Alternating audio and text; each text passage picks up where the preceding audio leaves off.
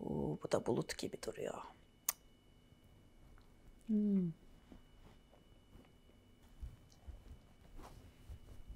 Kış tatlıları deyince hep bol şekerli, ağır, sıcak tarifler aklınıza geliyor olabilir. Ama aslında hepimiz sıcak çay ve kahvenin yanına şöyle ağzımızı tatlandıracak güzel lezzetler arıyoruz. O yüzden ben de bugün kış aromalarını içinde barındıran sütaş kremayla hazırladığım enfes tatlıları sizinle paylaşacağım. Genelde kremayı tatlıların ve yemeklerin içerisine sıvı olarak koyuyoruz ama bu sefer biz sütaş kremayı yüksek hızda çırparak havalı bir krema haline getireceğiz ve tatlıların içinde bu şekilde kullanacağız. Ve diyeceksiniz ki ben daha önceden kremayı neden bu şekilde kullanmadım? İsterseniz sizi daha fazla bekletmeden tatlı tariflerimize geçelim.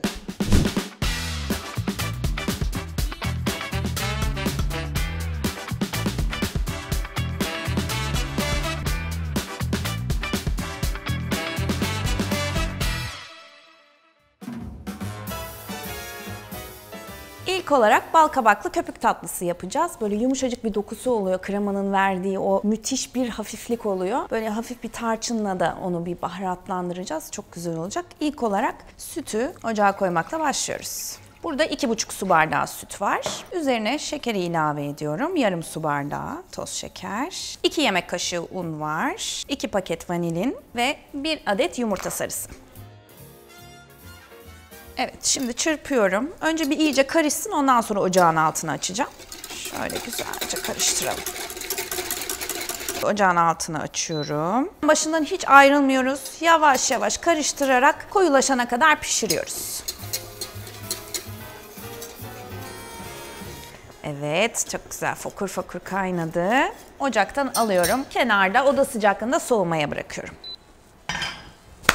Geldik bal kabağı püresine. Kasemde büyük bir dilim haşlanmış bal kabağı var. Henüz ezmedim. Şimdi içerisine pudra şekeri koyuyorum. 1,5 yemek kaşığı kadar. En çok yakışan baharat tarçın var. Onu da 1 yemek kaşığı kadar koyuyorum. Bir de tatlılara genelde böyle 1 çimdik tuz konur. Bunun sebebi de tatlının damakta bıraktığı o etkiyi daha çok yukarıya çıkarmaktır.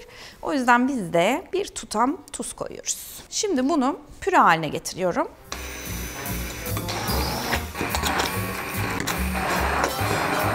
Püremiz oldu. Ben 1 tane kalın dilim dedim ama bunu yaklaşık bir 300 gram gibi düşünebilirsiniz. Çünkü her markette aynı boyutlarda satılmıyor. Şimdi sütaş kremamızı çırpmaya geldi sıra.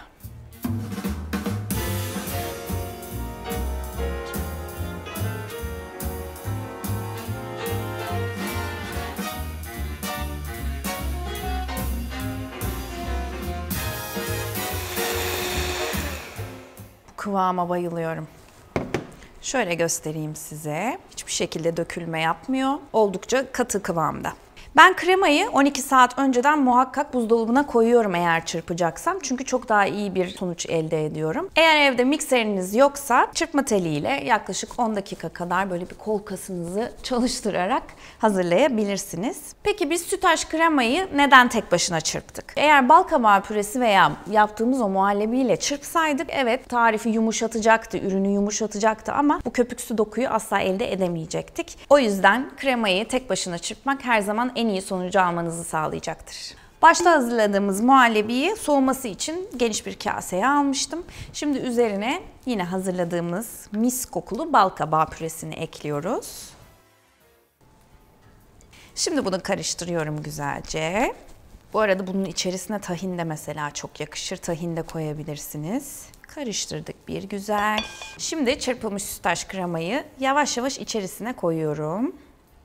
Bir anda koymayacağım. Yavaş yavaş 2-3 parçada yedireceğiz içerisine. Şimdi spatulayı şöyle aşağıdan yukarıya doğru alıyoruz. Bu şekilde çırptığımız kremayı hiçbir şekilde söndürmemiş oluyoruz. Yavaş yavaş yapın. Hiç acele etmeden şöyle bal kabağı püresi ve muhallebi ile karıştırın.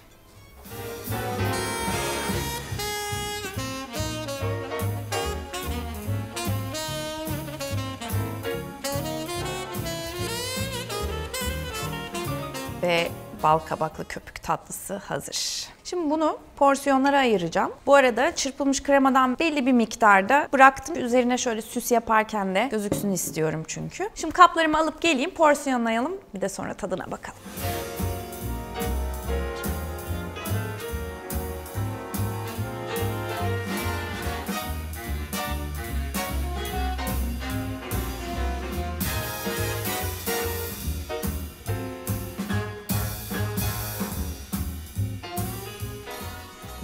Adı gibi gerçekten böyle ağzınızda köpük köpük böyle bulut gibi bir hissiyat bırakıyor. Aşırı hafif sütaş kremayı çırparak içerisine koyduğumuz için oldukça kıvamını hafifletmiş ve enfes bir tat katmış. Hatta bunu şöyle de aslında size biraz açıklayabilirim tadını. Sahlep içersiniz ya kışın, böyle içinizi ısıtır, sıcacık bir tadı vardır. Aynı öyle bir tadı var. Bayıldım. Muhakkak deneyin. Bal kabağını seviyorsanız muhakkak deneyin.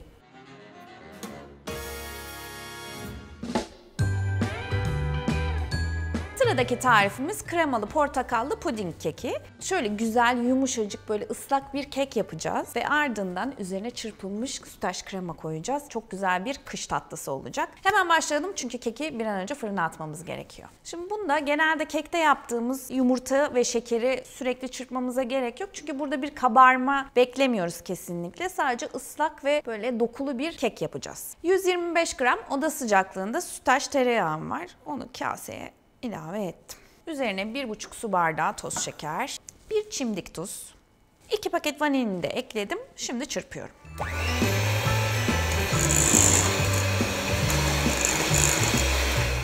Üç tane yumurtamız var oda sıcaklığında. Kırıyoruz. 3 yumurta olduğu için kokar mı gibi aklınızda böyle sorular olabilir. Hiç öyle bir şey yok. Zaten içerisine portakal kabuğu rendesi de koyacağız. Mis gibi kokacak. Hiç endişeniz olmasın. Şimdi bir tane portakalı güzelce dışındaki o beyaz kabuğunu almadan rendeliyorum. Bu tarifi portakalla değil, limonla da yapabilirsiniz. Öyle de çok lezzetli olur. Bir de toz zencefil bu tarife inanılmaz yakışıyor. Eğer evde varsa muhakkak kullanmanızı öneririm. Tamam, bu oldu. Şuraları da sıyıralım. Şimdi tekrar çırpıyoruz.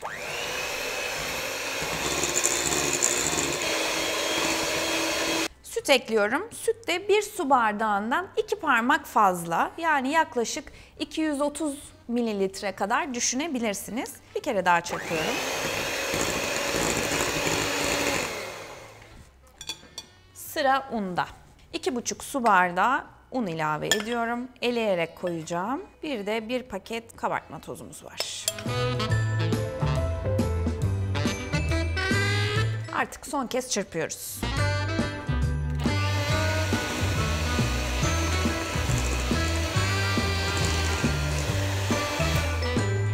Diğer kek karışımlarından biraz daha koyu kıvamda olacak. Böyle bulut gibi.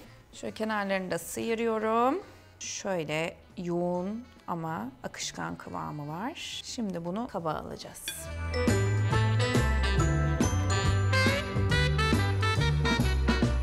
Üzerine şöyle güzelce düzelttik. Fırın 180 derecede önceden ayarlandı. Isıtılmış fırında yaklaşık 40 dakika kadar pişecek. Fanlı.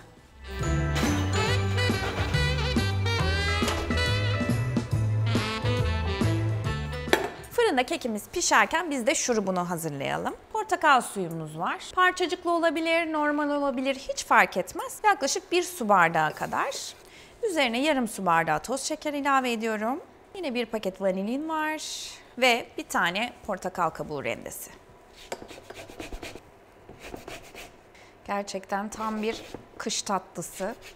Evde böyle oturup keyif yaparken yanına çayınızı koyun, kahvenizi koyun. Böyle sıcacık bir tatlı olacak. Bir de üzerine sütaş çırpılmış krema geldiğinde böyle bulut gibi güzel, keyifli vakitler geçireceksiniz. Portakal kabuğunu da ekledik.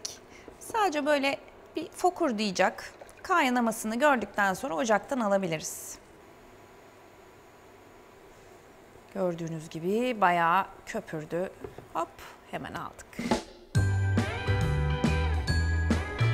Portakallı puding kek sıcak sıcak servis edilecek. Üzerine de böyle soğuk çırpılmış sütaş krema olacak. Sabırsızlanıyorum. Hemen sütaş kremamızı çırpalım.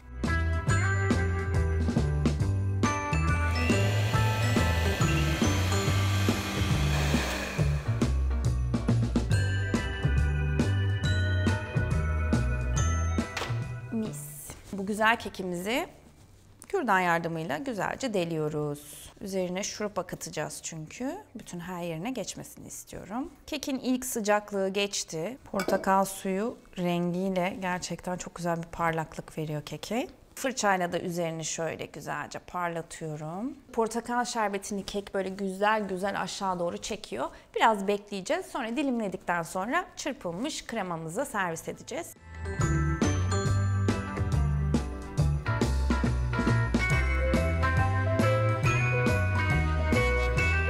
Tek başınayken normal bir kek gibi duruyor ama üzerine koyduğumuz sütlaç kremayla görsel olarak bir kere beni doyurdu. Şimdi biraz kremadan, biraz da kekimizden alıyorum. Evet.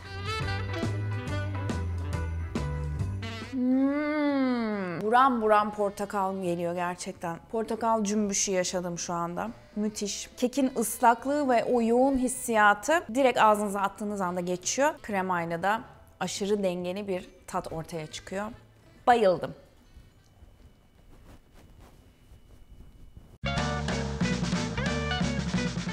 Sıradaki tarifimiz böyle televizyonun karşısına geçip keyifli keyifli vakit geçirebileceğiniz, kaşıklaya kaşıklaya güzelce yiyebileceğiniz kremalı bisküvili bardak tatlısı. Öncelikle 2 paket kremayı çırpıyoruz ve yine koyu kıvama getiriyoruz.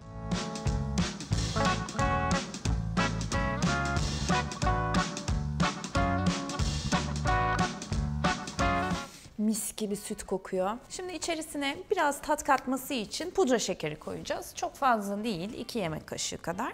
Çok az, sadece 5 saniye kadar tekrardan çırpıyorum.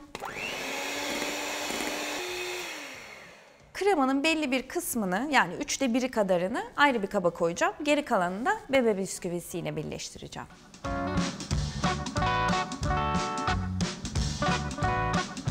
Burada yaklaşık 10-12 adet bebe bisküvisi var. Şöyle elimle parçaladım. İçerisine koyuyorum. Daha az parçacıklı isterseniz bunu toz haline de getirebilirsiniz içerisine katarken. Ama ben böyle ağza gelmesini çok seviyorum. Çok da lezzetli, güzel oluyor. Şimdi bunu güzelce karıştırıyoruz. Her şeyimiz hazır. Artık bardaklara paylaştırabiliriz. Elimde kakaolu bisküviler var ama siz dilerseniz tabii ki normal bisküvi veya farklı bisküvilerle de hazırlayabilirsiniz. Ben kuplarda hazırlayacağım için küçük küçük elimle yine parçalayacağım. Borcamda hazırlamak istiyorsanız kakaolu bisküvileri böyle sürekli kat kat dizip bir pasta gibi sunabilirsiniz. Evet, şimdi üzerine bebe bisküvili çırpılmış kremamızı koyuyoruz. Güzel böyle çıtırlıklar katmak için üzerine biraz ceviz.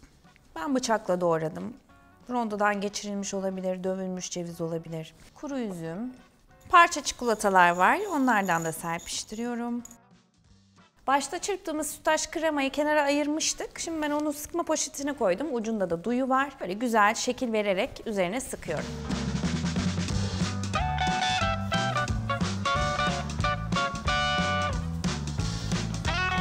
Hemen şipşak hazırladık. Harika. Bisküviyi elimle ezdim şöyle. Böyle üzerlerine döküyorum. Sanki bir kakaoymuş gibi hissiyat veriyor. Ama bisküvi parçaları hızlıca hazırlanıyor ama sunum da önemlidir sonuçta, değil mi? Kremalı bisküvili kuplarımız yemeğe hazır durumda şu an. Ama siz eğer daha sonra tüketecekseniz hemen hazırlamayın. Çünkü bu şekilde beklediğinde içerisindeki bisküviler yumuşayacaktır. O yüzden siz bütün malzemeleri, her şeyi hazırlayın. Yemeden önce birleştirin. Şimdi hemen bir kaşık şuradan daldırdım. Bu da bulut gibi duruyor.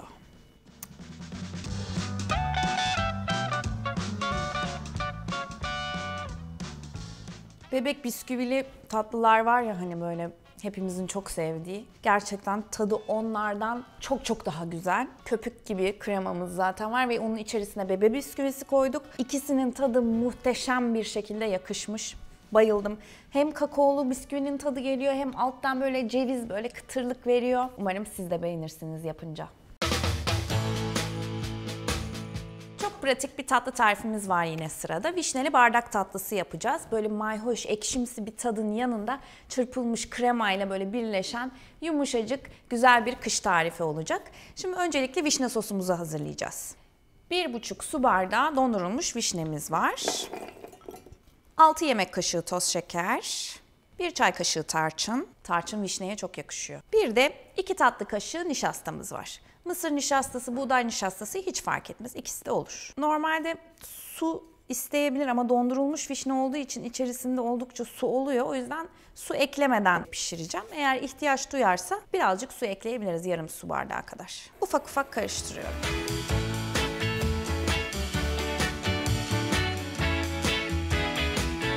Koyulaşmaya başladı. Gayet güzel. Fokur fokur kaynıyor. Şimdi içerisine bir tatlı kaşığı sütlaç tereyağı koyuyorum. Böylelikle parlaklığı artacak. Tereyağı eridikten sonra da ocaktan alıyorum. Oda sıcaklığında soğutacağım.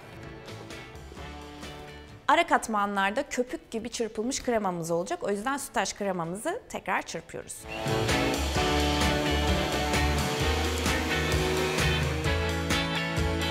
Evet. Artık bardaklara paylaştırabiliriz.